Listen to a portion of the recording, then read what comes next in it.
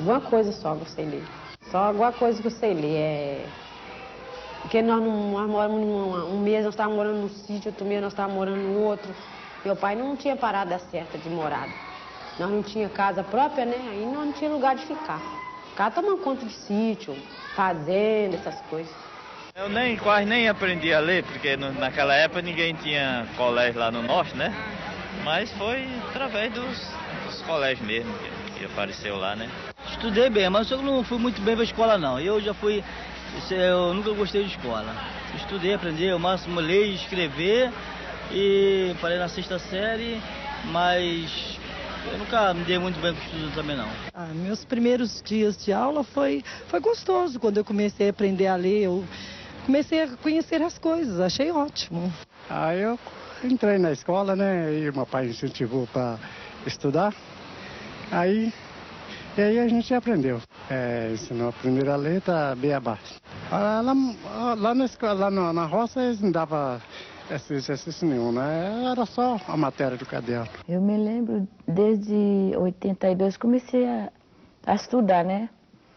Por uma professora branca. Passou, acho que 6 meses com nós e ensinava. Acho que nunca a gente ia entender o que ela falava, né? Quando a gente é criança, é difícil entender português. Porque até hoje eu estou com essa dificuldade com as crianças dentro do colégio. Quando eu aprendi, estudar com a professora branca e depois aprendi a mais com o professor índio mesmo. Mas desde 82 era um coleginho debaixo de uma paia, debaixo de um pé de manga que eu estudei. Mas a professora branca falava para o professor índio e o índio passava para nós. Assim que a gente foi aprendendo, né? Eu ingressei na escola um pouquinho mais tarde. Morava a uns 2 quilômetros da escola. Era um barro vermelho medonho. Então, meu pai segurou um pouco mais. Fui com 8 anos. Minha mãe me ensinou em casa um pouco. Então, a minha experiência de alfabetização foi... Eu cheguei um pouco mais tarde e já cheguei, não digo alfabetizado, mas já tinha uma iniciação. Meus pais vieram do interior, todos dois estudaram muito pouco. Nenhum dos dois fizeram até a 4ª série, eram comerciantes, muitos filhos e dedicados mais, o meu pai ao comércio, minha mãe ao lar, né? Então a gente ia na escola porque a gente gostava, mas não tinha nenhum incentivo, nenhum apoio ou insistência dos pais para a gente ir, não. Minha prima tinha assim, era tipo uma escolinha na casa dela, que ela ensinava, né, o iniciozinho. Mas ler bem o primeiro texto que eu li foi o que eu falei, de cordel. Ela ensinava a gente a ler e escrever do jeito, né, era letras, como é que falava? Era um livrinho pequeno, assim, só com letras, sem textos. Era só letras. Era um livrinho que tinha, né, não lembro do nome. Só com letras, sem textos e sílabas.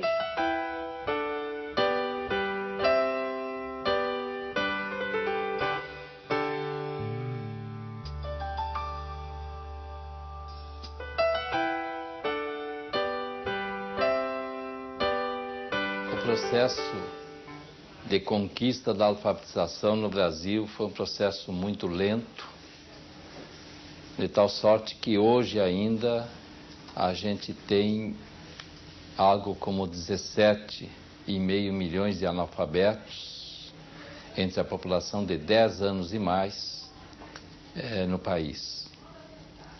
Isto avaliado o analfabetismo pelo critério censitário, que dá como analfabeta a pessoa incapaz de ler e escrever um bilhete simples e como alfabetizada aquela que consiga fazer isto. Sem dúvida nenhuma, a alfabetização nesse sentido é absolutamente insuficiente para qualquer posto de trabalho. Mas mesmo assim, ele é um indicador importante porque é o único que permite avaliar a evolução da educação desde o primeiro censo brasileiro, o censo de 1872 até hoje. E ele mostra exatamente isso, o quanto demorou a se colocar a questão do analfabetismo no Brasil, não é? E o quanto foi lento o processo de acesso à alfabetização. O problema do analfabetismo, o problema do acesso e da permanência na escola e da produção na escola, ou seja, do avanço efetivo dentro da escola, é um problema pedagógico, sim, mas é um problema social e é um problema político, é um problema econômico, é um problema que diz respeito a toda, vamos dizer assim, a vida de uma sociedade. E não pode ser trabalhado isoladamente. Num país que tem a exclusão social que a gente tem, você não pode falar que você vai resolver isso pela escola. Ou seja, se a gente não inclui em outras dimensões da vida social, você não vai conseguir incluir pela escola. Quer dizer, não é a escola que tem esse papel. Essas crianças que não vão bem na escola por uma série de questões, não é a escola só que vai resolver isso. Claro, a escola tem um papel fundamental, mas não é a escola que vai resolver o problema da exclusão social. Eu acho que o que tem dificultado a alfabetização no Brasil é uma razão econômico-social. É o fato que grandes parcelas da população estão excluídas da escola. Negros, brancos, mestiços, enfim. Estando excluídos, a alfabetização vai se ressentir. A não incorporação à pedagogia brasileira geral dos elementos principais dos contextos culturais que temos resultou em algum prejuízo. Então se poderia dizer que, em segundo lugar, as crianças negras têm dificuldades de alfabetização, de aprendizado na escola, porque nada que é do seu mundo foi incorporado pela escola. Né? Da mesma forma, se poderia repetir o raciocínio para a população indígena, para as crianças indígenas. Então, me lembro muito bem que é muito difícil aprender português. Alfabetização, conhecer as letras, ouvir o nome dos objetos. É muito difícil para nós, índios, estar dentro de uma coisa que nunca nós mesmos tem outra cultura diferente. A gente conhece outras coisas que hoje nós damos um nome, mas é emprestado no português. É muito difícil conhecer a letra, que também é através do português que a gente está... É uma palavra emprestada, uma letra que a gente está emprestando para ver se usa na língua indígena.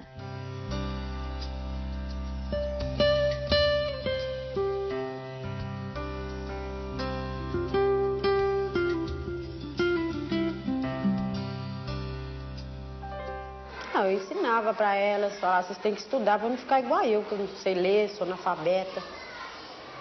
Eu dou a força para vocês estudar. Porque minha mãe e meu pai não deram força para mim, né? Aí eu sempre ajudava elas no que eu podia.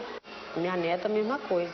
Aí a mãe dela já vai incentivando ela, ensinando ela, explicando direitinho. Lembro sempre minha mãe atrás de professora particular e que eu fui meio me arrastando o primário inteiro. Eu lembro que foi difícil o processo de alfabetização e durante todo o primário praticamente eu briguei ali com a coisa da ortografia principalmente. O que me impediu depois que eu engatasse, de alguma forma superasse isso e no fim acabei virando uma profissional que trabalha basicamente lendo e escrevendo, já escrevi livros, já fiz mestrado, doutorado, né? Mas o começo foi difícil. Meus pais, né, principalmente meu pai, que lia muito, lia em voz alta, lia de tudo, lia jornal, lia romance, lia poesia. E isso sempre foi muito forte. Além dos irmãos mais velhos, da minha mãe também, que tem uma presença menos direta na leitura propriamente dita, mas na escolarização é a presença mais forte. Então ela que cobrava os deveres, ela que fazia esse outro lado, né? E meu pai mais o lado leve, prazeroso, acho que estético mesmo da leitura. Eu me lembro que meu pai lia muito e ainda lê, né? E quando eu era criança o meu exemplo era ele, porque ele estava sempre com um livro na mão, quando era livro era jornal. Então eu me lembro que ele lia muito e ele lia pra gente, gostava de ler, né? Então essas coisas me incentivavam. E o meu irmão mais velho também, que era muito estudioso, talentoso para desenhar. Então eu tinha muita vontade de aprender a ler, escrever e desenhar para ser como eles. Meu pai, ele sempre incentivou muito a nossa família. Nós somos 6, né, em casa. E o meu pai, apesar assim da dificuldade financeira, que a gente, né, sempre lutando com muito esforço, ele teve muito cuidado com relação à escola. A principal lembrança que eu tenho é de aprender a ler e escrever na varanda da minha casa com a minha mãe. Meu pai ia a uma escola muito distante, em Lombo de Burro, por 1 ano e meio, 2 anos. Mas ele assinava o Correio Rio-Grandense e lia todos os domingos, ele lia o Correio Rio-Grandense. Na minha família já era muito comum a escola, aprender a ler e escrever. Meus irmãos mais velhos, todos já, nessa altura, já sabiam ler e escrever. Meus pais, minha mãe chegou a ser professora primária, enfim, a gente tinha muito essa cultura. Eu lembro meu pai lendo a Bíblia, enfim, era uma coisa, essa questão da leitura era muito disseminada. Mas não menos do que outro tipo de uma cultura oral. Meus pais contavam muita história, liam história pra gente, contavam história, mais contavam do que liam, na verdade. Quando eu cheguei na escola, deve ter sido com meus 7 anos, eu já sabia ler. Mas escrever, obviamente, escrevia muito mal. Aprendi a ler como acho todo mundo antes de aprender a escrever. Eu estou convencido de que se aprende a ler antes de se aprender a ler. A gente primeiro aprende a ler o mundo, depois a ler o livro, né? Então, essa vontade de ler o mundo me foi incutida em casa pela minha avó, basicamente, pela memória impressionante que ela tinha de histórias populares, histórias que a gente chama de folclóricas, histórias de Lampião e assim por diante. Meu pai tinha um gosto extraordinário, comprava livros, bons livros. Naquela ocasião não havia essa abundância de livros, mas nós tínhamos uns livros maravilhosos traduzidos da Inglaterra ou dos Estados Unidos. Eu tomei contato com vários livros através da nossa mãe lendo para nós, eu e a minha irmã. Então eu nasci num ambiente de literatura e de música. Aí na minha casa, meu pai fazia a gente dormir cantando cordel, entendeu? Então eu lia livros que eu já sabia a história de cor, que ele já cantava, ele fazia a gente dormir cantando, ele lia aquele lido cantado do cordel, né? E ele lia aquilo pra gente. E quando eu pegava o cordel, a maior parte dos cordéis, das histórias, eu já conhecia. Em geral, o cordel ele tem uma tradição de ser lido em voz alta, né? Já na feira o vendedor lê em voz alta e em casa o mais alfabetizado reunia, né, os vizinhos, os amigos e em voz alta ele lia aquela história, né, aquela narrativa e as pessoas de tanto ouvir aquela história, de tanto ouvir aquele poema, elas acabavam memorizando. E à medida em que elas iam memorizando, na outra vez que elas escutavam, elas iam sendo capazes de reconhecer e de fazer associações entre o que elas ouviam e aquilo que elas estavam acompanhando na página impressa. Então, muitas delas se alfabetizaram em processos praticamente autodidatas. Foi pra mim, foi pra você, o estudo não foi completo. Não cheguei a crescer muito, nem conheço o dialeto. Mas tristeza nesse mundo, nasci ser analfabeto. Não vou ficar no arquivo, é esse o meu ideal. A minha primeira escola foi lá na zona rural. Depois de estudar um pouco, me mudei pra capital. Entrei num colégio público muito bom, que minha mãe fazia questão de todos nós ser formado. Começou no A, E, I, O, U e daí por diante. Não nasci com dom de ler, sou boa de fogão, nasci com dom de cozinha. E aprendi a ler a receita, não precisa mais nada, né? Olha, o trabalho que a gente vem desenvolvendo com memórias, com histórias de alunos, trajetórias familiares, isso tem ficado cada vez mais evidente a participação das famílias no processo de aprendizagem da leitura e da escrita das crianças. Isso independente do nível socioeconômico. tanto a gente encontra as famílias com bom nível socioeconômico, em que a gente tem os relatos dos pais, o pai lendo para os filhos, a mãe também lendo, acompanhando sistematicamente o trabalho da escola nesse período aí da aprendizagem da leitura e da escrita. Nós também encontramos, né, com muita frequência, a participação também daqueles pais que não sabem ler e escrever. E esses pais, ainda que eles não tenham o domínio da leitura e da escrita, mas eles participam. E essa participação, uma participação muito positiva, claro, e chamando, às vezes, assim, a atenção dos filhos. Vai fazer o dever de casa, não vai faltar aula hoje, o que a professora te ensinou, ainda que eles não tenham um conhecimento, né, do código. Ela também me ensinava a falar: mãe, só tem que aprender. Fazer o nome da senhora, só chegar no lugar e dar a senhora um papel, a senhora não vai saber assinar. Aí eu copiei a senhora também, a senhora vai aprendendo. Vai aprendendo devagar, quando a senhora tiver um tempo, a senhora senta.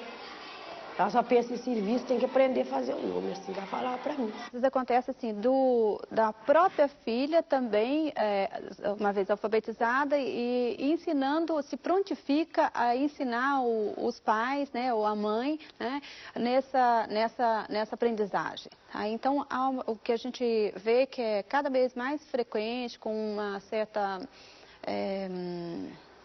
cada vez é comum, né? E o desejo também dessa participação, dessa correlação entre o pai e os pais e os filhos nesse processo de alfabetização.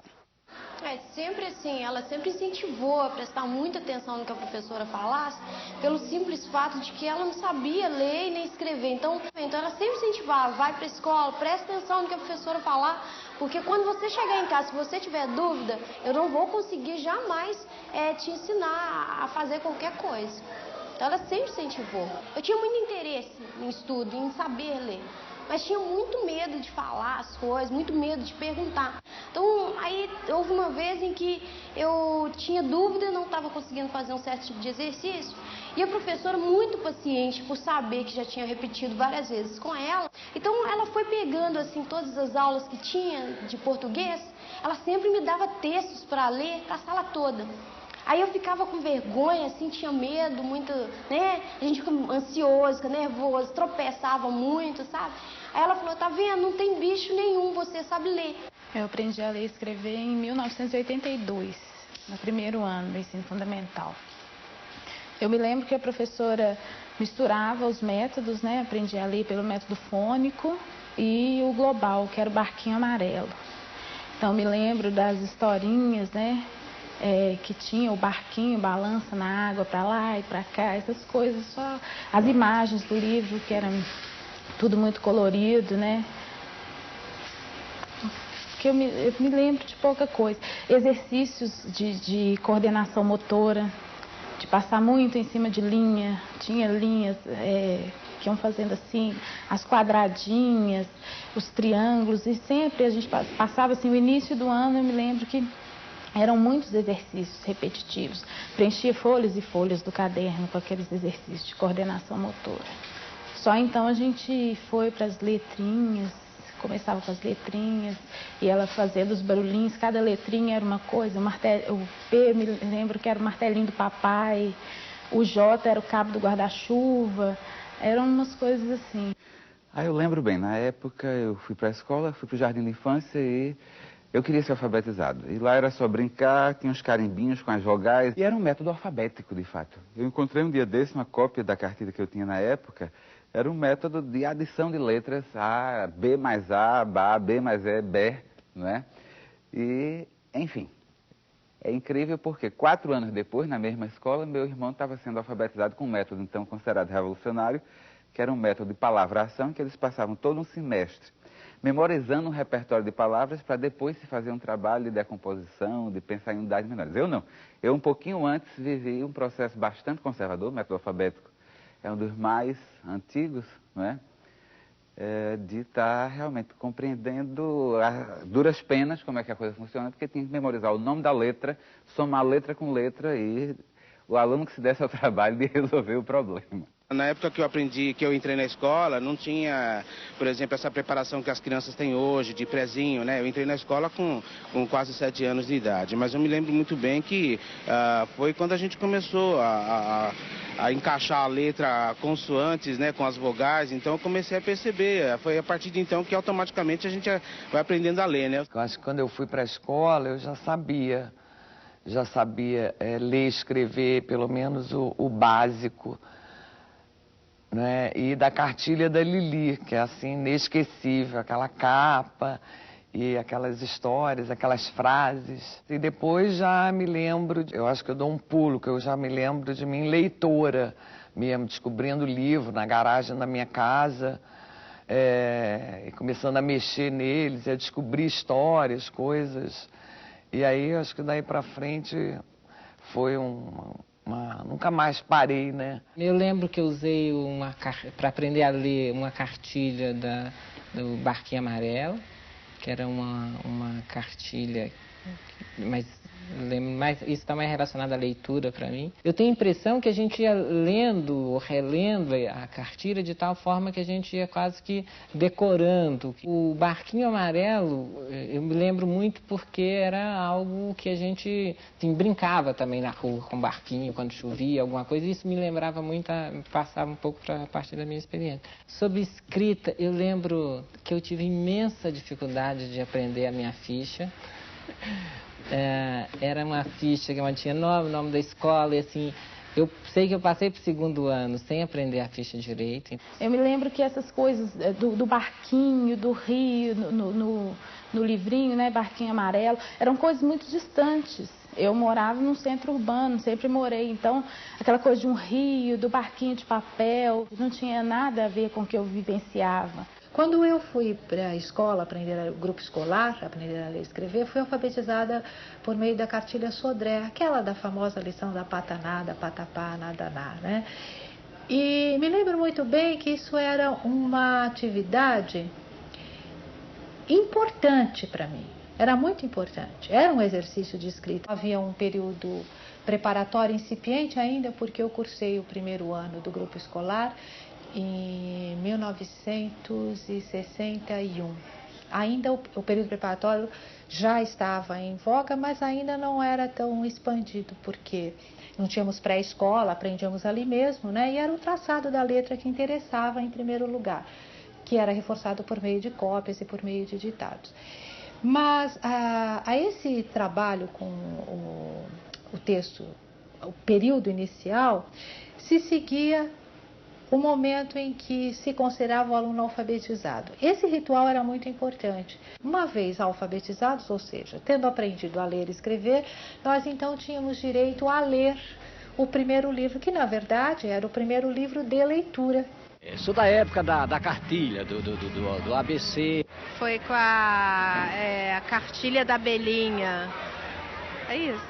Aí tinha o desenho da abelhinha e fazia o A. Aí fazia o sonzinho de acordo com o desenho que tinha na plaquinha. E eu me lembro que na época era cartilha com lições e se ia para casa para aprender aquela lição e no final, no dia seguinte, a professora tomava as lições. Eu fiz, antes do primário, eu tive a escolinha, né? Tinha uma professora maravilhosa lá de Patrocínio, ela me ensinou as primeiras letras e logo depois no grupo eu fui. Usou cartilha, inclusive jogos também, pra gente brincar na sala, descobrindo A em forma de pernas de bonecos, não esqueço disso. Inclusive de um João Bolinha que existia na sala, muito colorido, ela brincava muito e fazia as letras com João Bolinha. A gente brincava muito com letras, compondo as palavras. Cartilha, lousa, livros, a gente fazia muito ditado, né? Ditado, tinha provas e provas escritas e provas orais, né?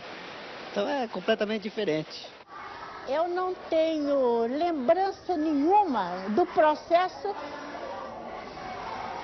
com que eu fui alfabetizada. Naquela ocasião havia o processo da silabação. Nós tínhamos a cartilha do Ivo. Em geral, No princípio era lousa. Mais tarde os cadernos, com lápis. E no grupo a gente aprendia também a escrever com tinta. Mas era difícil carregar tinteiro.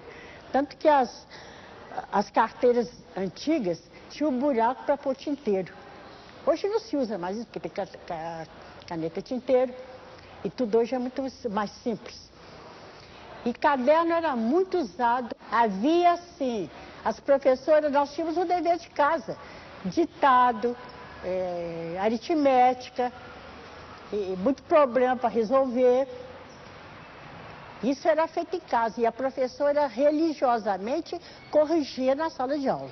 E depois a professora fazia muita questão da nossa letra bonita, que todo mundo entendesse. Então, nós tínhamos que copiar as páginas da cartilha e tínhamos que copiar fielmente a pontuação,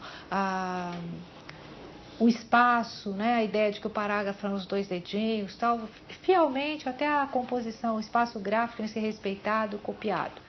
Eu lembro muito de caligrafia, dos meus cadernos de caligrafia, e lembro muito de escrever, eu já escrevia, mas sempre com muitos problemas de ortografia, então talvez uma lembrança que eu tenha é de ver chegar aquela correção cheia de vermelho, né, de marca vermelha das minhas faltas ortográficas, que eu custei muito a superar esse problema com ortografia. As atividades de produção, de redação que a gente tinha, e nesse caso era descrição, a escola tinha uns cartazes enormes, antigos, e eu me lembro que tinha umas cenas paradas, né, fixas.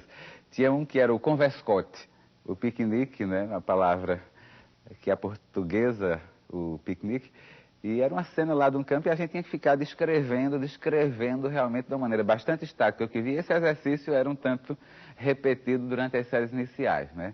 De imagem, assim, no material didático de sala de aula, me vem muito esse conjunto de cartazes que a professora usava para produzir descrições de textos. Eu fui alfabetizada pelo método global, naquele livro dos 3 porquinhos, depois a Lili, Lalau e o Lobo. E fui alfabetizada à tinta, que na época eu enxergava. Lembro, assim, que poucas vezes a gente usava recortar sílabas, letras, no mais era escrever.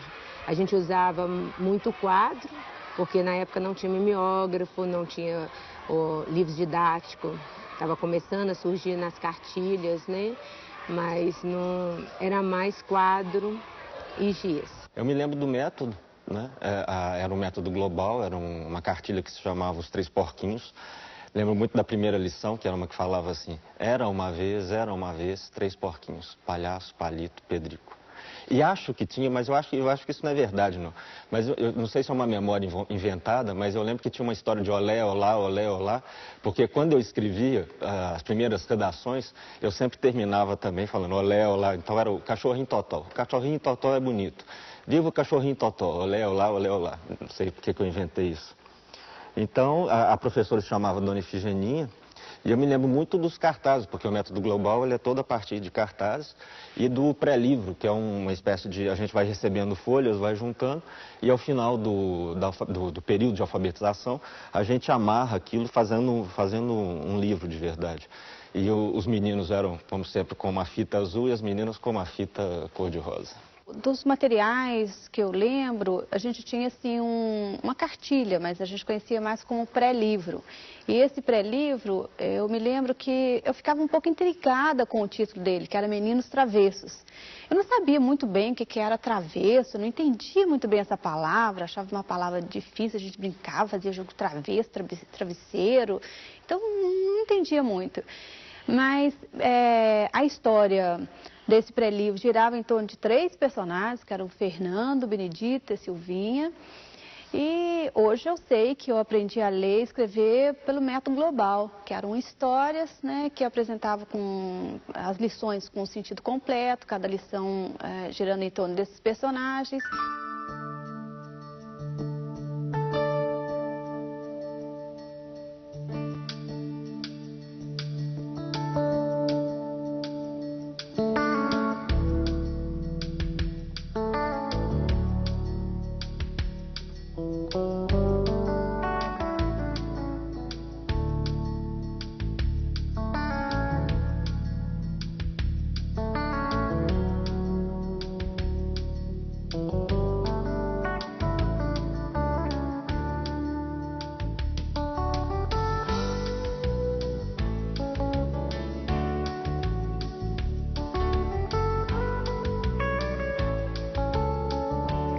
estudar a história da alfabetização pelos métodos de ensino da leitura é algo que nós podemos fazer hoje como pesquisadores.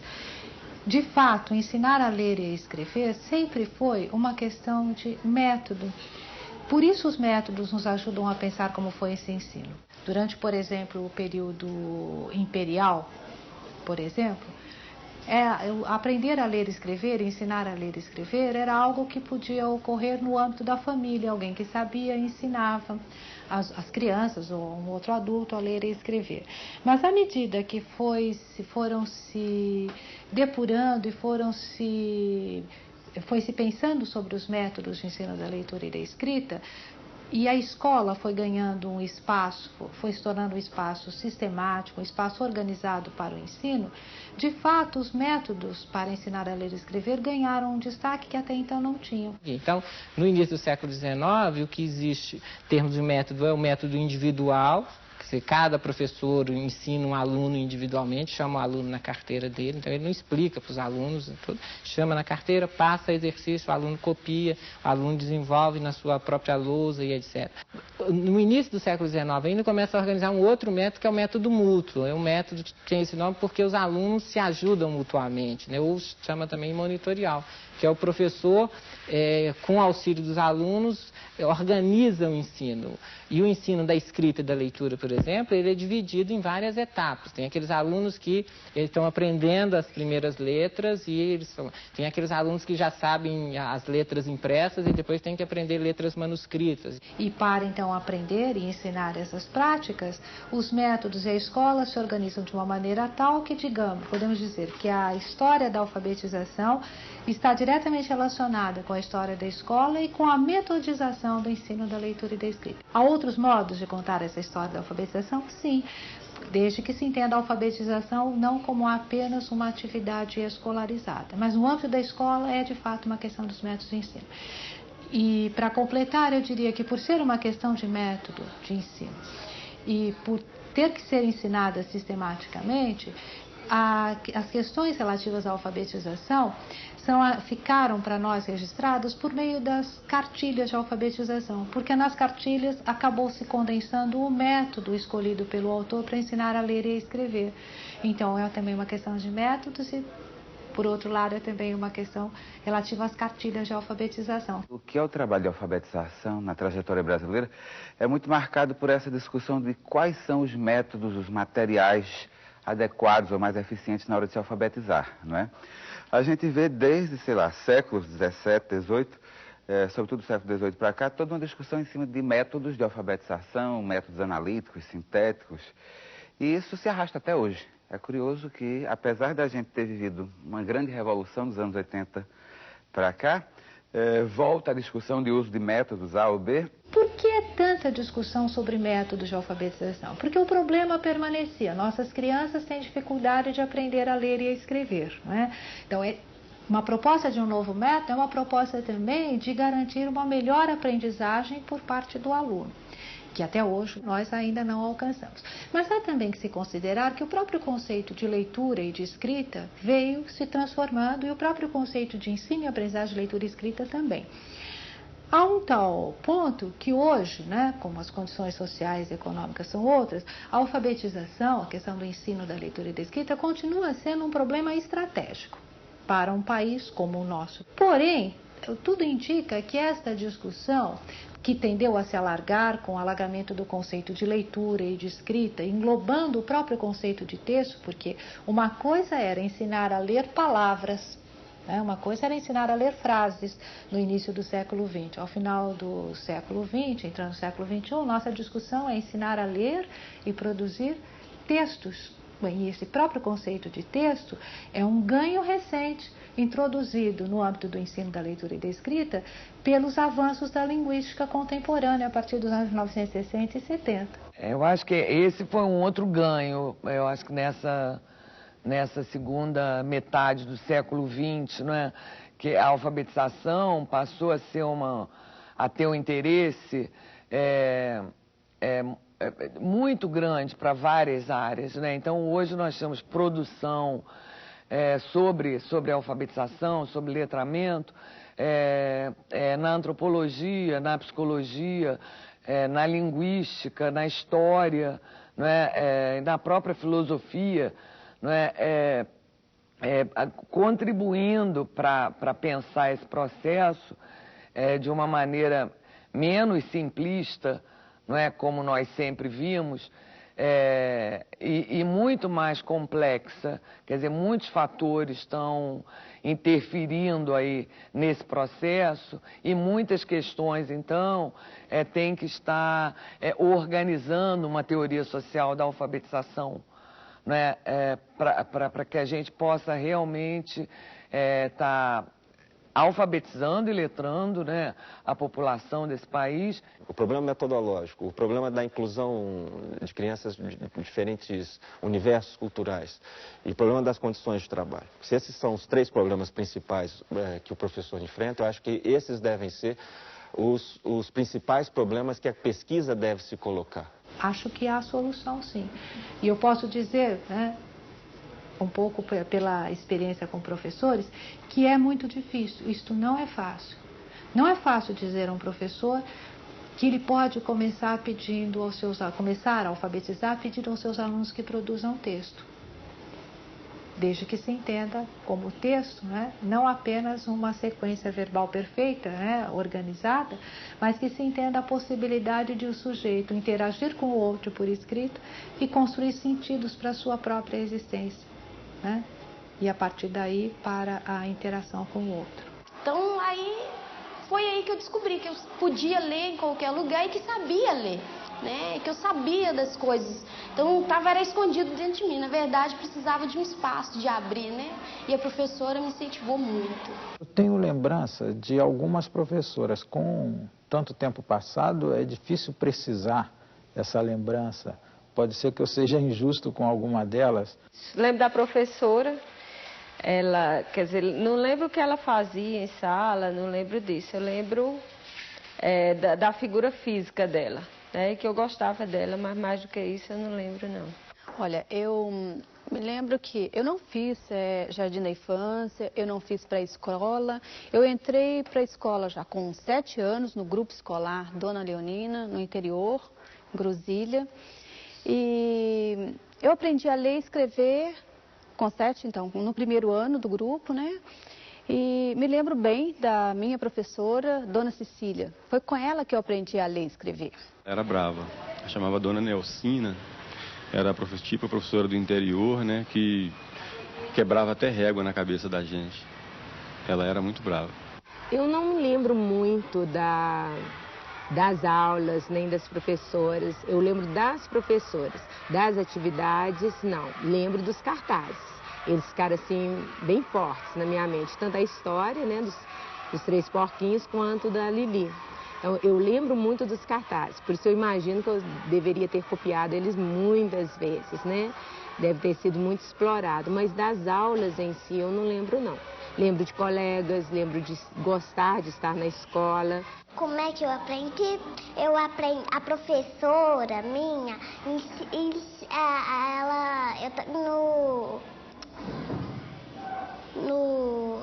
na hora que eu estava no pré, a minha professora ensinava para mim.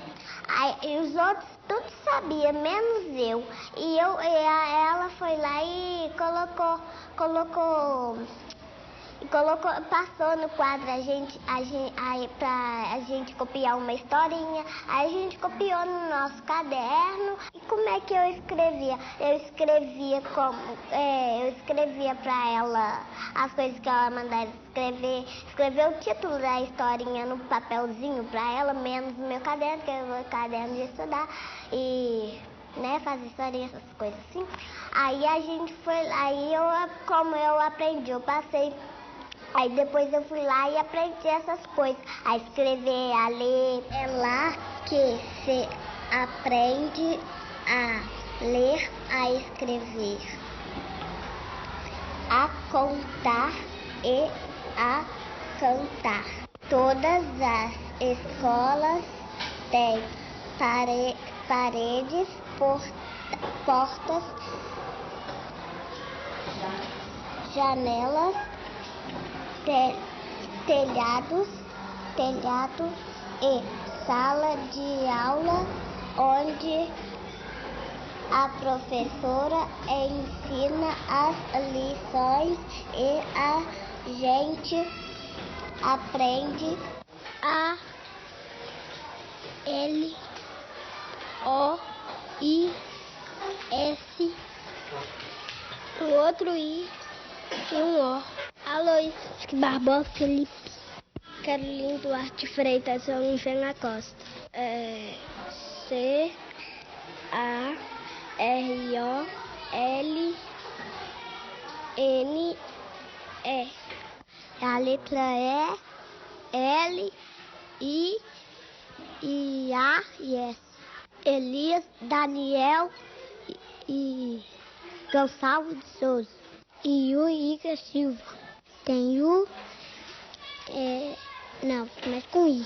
Tem I, o E e o I. Só. Só escrever só meu nome. Eu sei escrever os nomes dos meus colegas todos aqui da sala. Sei escrever Sal, sei escrever Epa. Eu sei escrever o nome da Vitória, só que ela não veio não, por causa que eu acho que ela tá no hospital. O nome da letra dela é o V, deixa eu ver, o T com O e o R e o I e o A.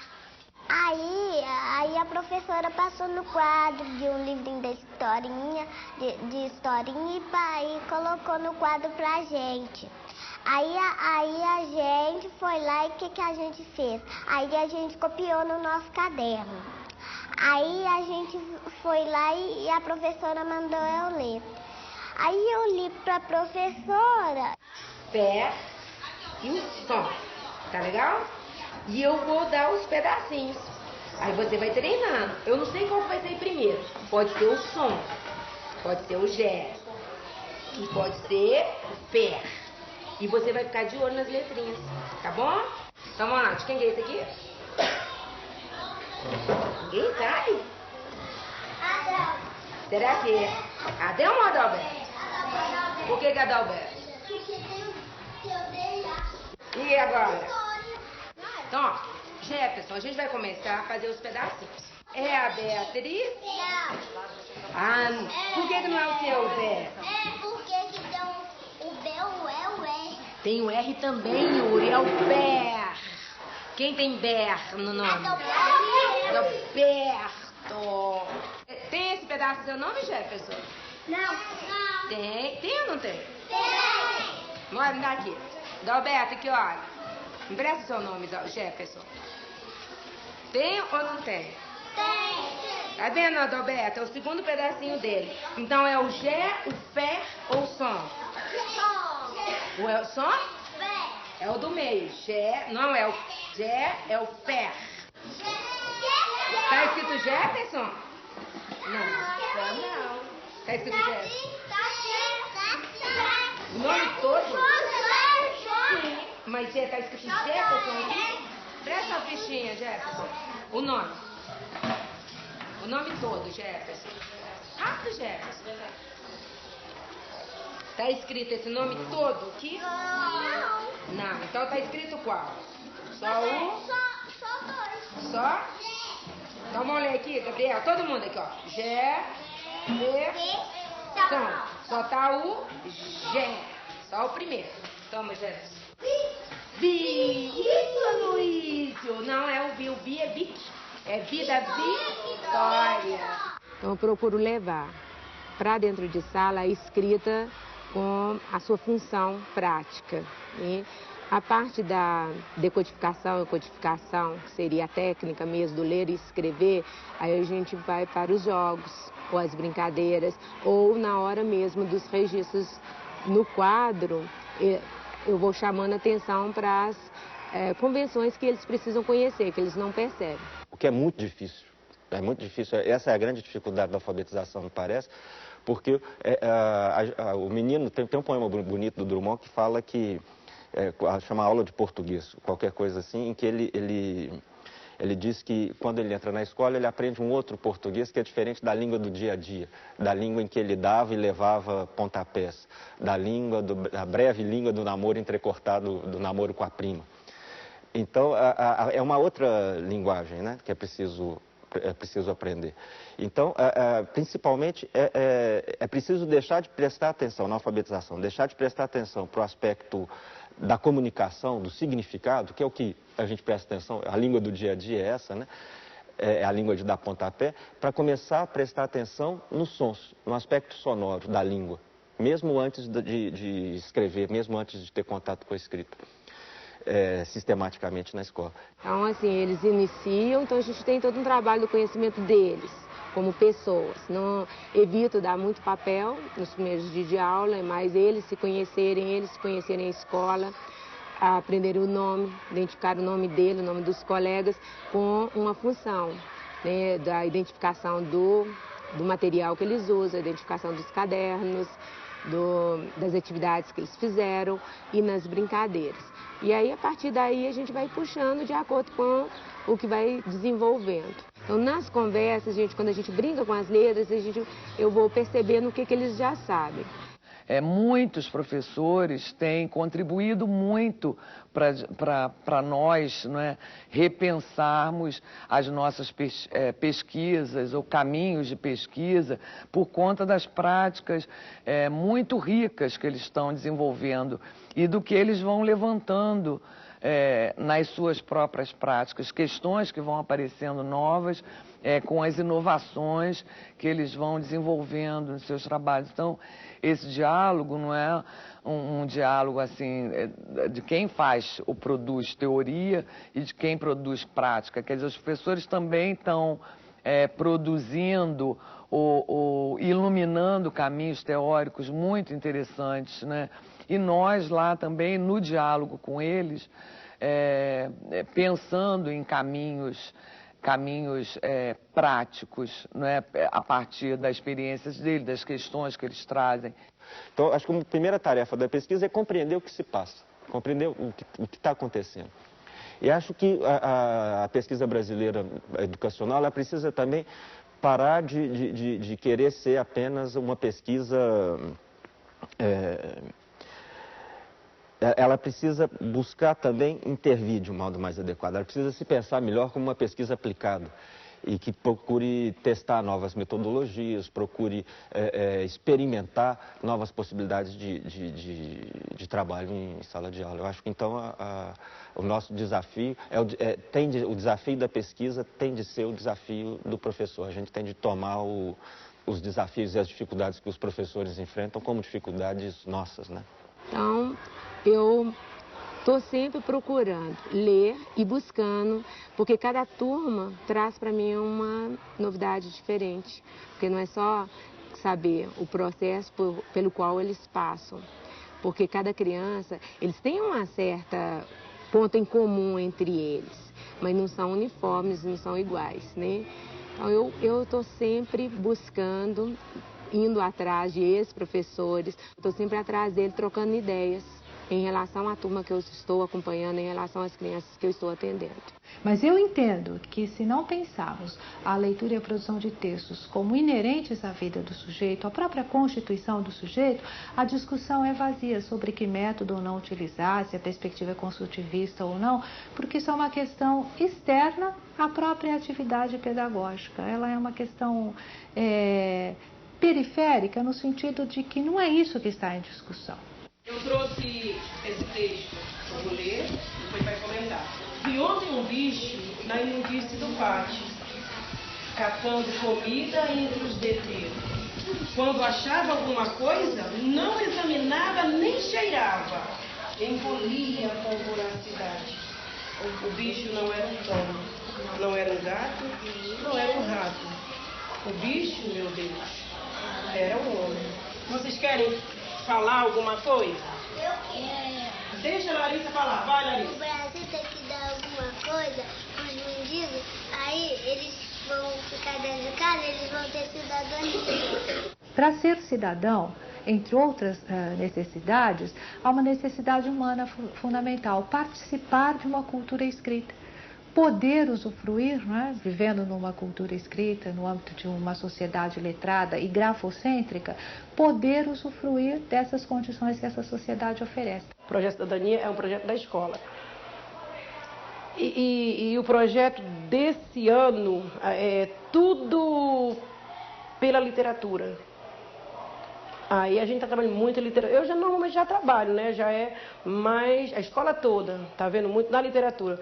Mas a gente procura texto, vários tipos de textos. Até charge eu já trouxe para eles, sabia? Para eles verem. Eles adoraram ver, né? Explicar o que é. Aí eu trabalho assim, tipos de textos diversos. Há uma mudança evidente no que são as práticas de leitura e escrita propostas. Os alunos, felizmente, estão tendo acesso a um repertório textual muito rico, muito variado. Nessa trajetória, eu diria, então, a gente viveu um momento de recusa aos métodos, praticamente, de 80 para cá, e acredito que é o momento de acertar o passo no sentido de reconhecer. É preciso ter uma metodologia. É preciso ter uma metodologia de ensino, usando materiais e, enfim, encaminhamentos didáticos que garantam não só esse acesso ao mundo letrado, às práticas de leitura e escrita, mas também a uma reflexão mais sistemática sobre como o sistema de escrita funciona. Aprender a ler e escrever hoje, quer dizer, não significa mais apenas se alfabetizar, não significa mais apenas dominar essa tecnologia que é escrita, sabendo transformar o que é som em letra, ou o que é letra em som durante a leitura. Isso durante muito tempo foi o grande diferencial, né? Era a única coisa que aquilo já fazia grande diferença para os indivíduos e criava um conjunto de possibilidades para elas. Hoje a gente não pode parar aí. Eu acho que a gente tem que pensar que a alfabetização, embora ela tenha esse primeiro passo no aprendizado da tecnologia da escrita, ela é um processo que leva tempo e que deve buscar inserir as pessoas no mundo da cultura escrita, que é um outro mundo muito diferente do mundo do oral. E a escola, para isso, tem um papel fundamental. E nesse sentido é que a gente tem trabalhado e tem pesquisado, tem incentivado, né, também o trabalho dos professores, de que eles trabalhem não só no sentido de favorecer essas crianças, de que eles tenham de fato acesso ao código, à codificação e à decodificação, mas atrelado a isso, aos usos e funções da leitura e da escrita. É o que nós hoje denominamos de alfabetizar letrando. Você garante, é preciso que a gente garanta a aprendizagem, ou seja, a codificação e a decodificação, mas concomitantemente a isso, que os alunos, os adultos também, aprendam os usos e funções dessa leitura e da escrita, de modo que a gente possa ter uma aprendizagem, uma alfabetização mais eficiente e mais prolongada, né? Diferente do que às vezes a gente tinha até um tempo atrás, que era simplesmente ficava restrita à codificação e à decodificação do código. Hoje a gente tem uma preocupação, sim, de atrelar a esses dois a questão da alfabetização e dos usos sociais da leitura e da escrita. De vez em quando em casa, quando que eu chego da escola, aí minha mãe me manda eu ler o livro. Aí tem uma Alice no País da Maravilha que eu peguei aqui na escola.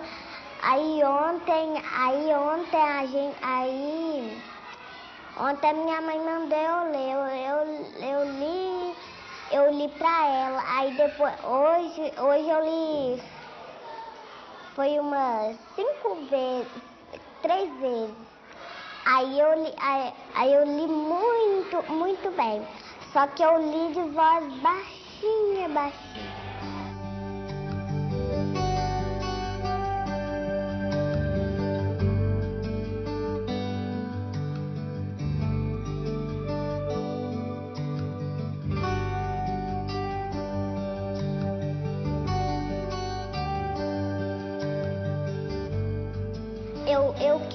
Eu quero ensinar as coisas meio difíceis para ela.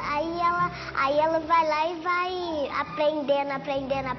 E depois, se ela ganha mais filhos, aí ensina pro filho dela.